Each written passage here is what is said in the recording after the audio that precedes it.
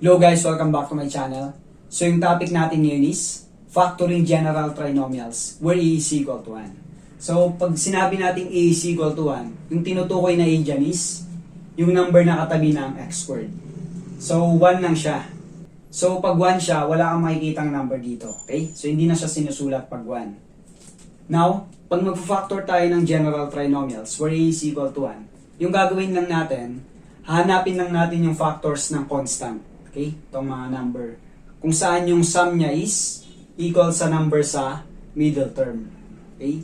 Ibig sabihin, hanapin natin yung factors ng 8 kung saan yung sum niya is 6. Okay? So yung gagawin lang natin, first step, ililista lang natin yung factors ng 8. So ano yung mga factors ng 8? 8 times 1, 4 times 2, so, yun lang. 8 times 1 and 4 times 2 lang. So, saan dito yung may sum na 6, 4, and 2? Okay? 4 times 2 is 8. 4 plus 2 is 6. So, ito yung hinahanap nating factors. Yung gagawin lang natin, ganito lang siya. So, sulat lang natin. Then, x. Then, ilagay lang natin itong mga factors dito. So, positive 4 siya. And positive 2. Okay? Therefore, yung factor ng x squared plus 6x plus 8 is x plus 4 times x plus 2. Okay? Ganun lang. So, dito, for number 2, factor x squared minus 3x minus 10.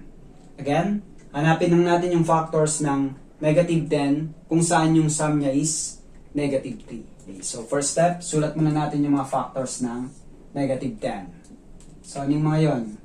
Negative 10 times 1, positive 10 times negative 1, negative 5 times 2, positive 5 times negative 2. Okay? So, saan dito yung may sum na negative 3? So, isa-isahin natin. Negative 10 plus 1, negative 9. So, hindi ito yung hinahanap natin. Next. 10 plus negative 1, that is negative, positive 9. So, hindi rin ito. Negative 5 plus 2, that is negative 3. So, equal siya sa middle term natin. So, ito na yung hinahanap nating factors. Okay? Negative 5 times 2, negative 10. Negative 5 plus 2, negative 3. Okay? So, ganun lang yung format niya. Lagay lang natin dito. Then, x. Then, copy lang natin yung mga factors. So, negative 5 and positive 2. Okay? So, therefore, yung factors ng x squared minus 3x minus 10 is x minus 5 times x plus 2. So, more examples tayo. For example number 3, factor x squared minus x minus 12. So, more examples tayo. For example number 3, factor x squared minus x minus 12. So, again, hanapin lang natin yung factors ng 12, ng negative 12, kung saan yung sum niya is negative 1. So, pag walang number, 1 siya, no? So, lista muna natin yung mga factors ng negative 12. So, kung nahirapan kayo mag-factor, ganito lang yan. Mag-start lang kayo sa 1. So, negative 12 times 1. 12 times negative 1. And then, next is 2. So, divisible siya by 2, di ba? So, that is negative 6 times 2. 6 times negative 2. And then, 3. So, divisible siya by 3. Negative 4 times 3 and 4 times negative 3. And then, 4. So, andito na yung 4. And then, 5, di siya divisible by 5. And 6, nandito na. So, ito na lahat yung mga factors. So, ganun lang yun. Start ka lang sa 1, then 2, then 3. So, nalista na natin lahat ng factors ng negative 12. So, hanapin natin dito saan yung may sum na positive 1. So, dito, negative 12 plus 1, so negative 11, so hindi ito. 12 plus negative 1, that is positive 11, hindi rin. Negative 6 plus 2, negative 4, so hindi rin. 6 plus negative 2, that is positive 4, so hindi rin. And negative 4 plus 3, that is negative 1. So ito na yung hinahanap natin.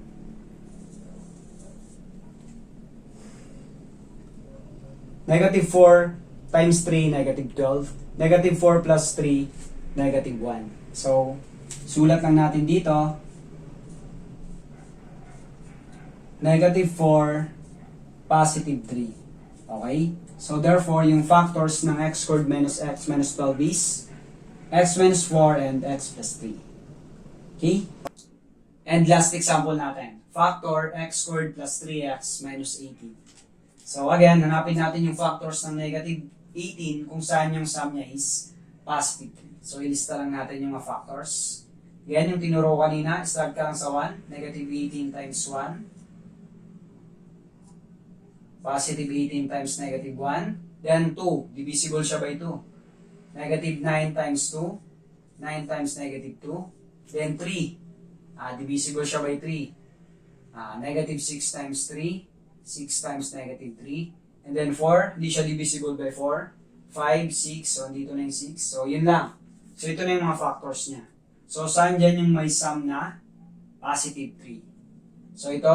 So, mali na to. Masyadong malaki.